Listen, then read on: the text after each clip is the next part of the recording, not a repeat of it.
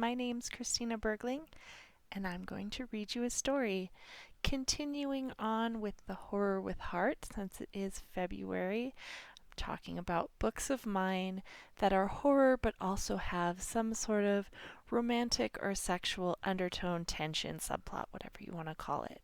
So today we're going to take it all the way back to my first book, Savages. So, Savages is about two survivors of the apocalypse trying to make it through, trying to find answers about what happened. Because one of the main questions for me with Savages was how would you really know what happened if everyone was dead and all communication was cut off? Anyway, not the point of this video.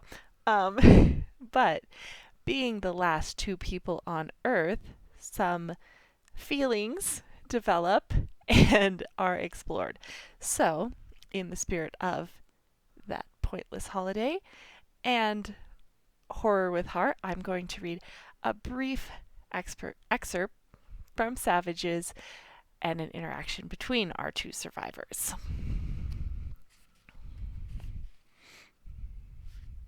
He took another step forward. The alcohol changed him. He lingered. His chest bumped into my shoulder as he swayed in his own boots. "You know I won't let anything happen to you," he said softly, down into my neck. I felt his hand rise up along my back, but then heard it fall back alongside his body. I looked up into the blank of his face, arms still wrapped around the child. "He needs to sleep," I said. "I think you need to sleep too." "Okay, Amber," he slurred. I tried not to let his wife's name cut me in half. I tried to just breathe past it until it fell out of the moment. I had to take care of him and the child. I knew somewhere deep in my guts that I had to keep them close to me tonight. "Uriah," I called, not looking away from his rocking form. "We'll see you in the morning." "All right," he hollered from the fire. "Good night." Good night. Such foreign and forgotten pleasantries.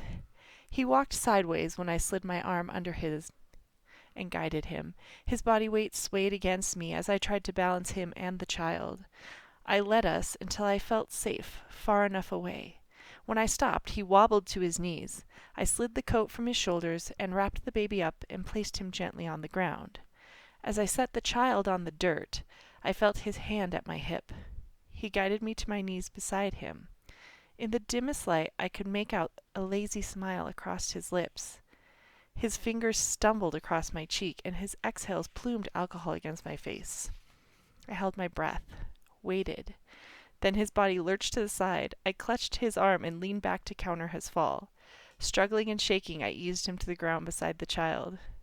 "Thank you," he kind of laughed. I heard him turn to his side. His weapon scraped the dirt as he drug it up and around the baby, draping his arm over the sleeping body. I collapsed with a sigh onto my back beside them. I could hear them both breathing in the dark next to me.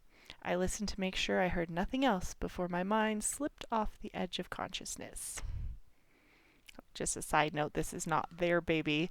It's a baby they found on the road, so it's a whole different part of the book. But a little glimpse at the tension and the relationship that is in Savages. If you want to read more, check out the links below, and thanks for listening.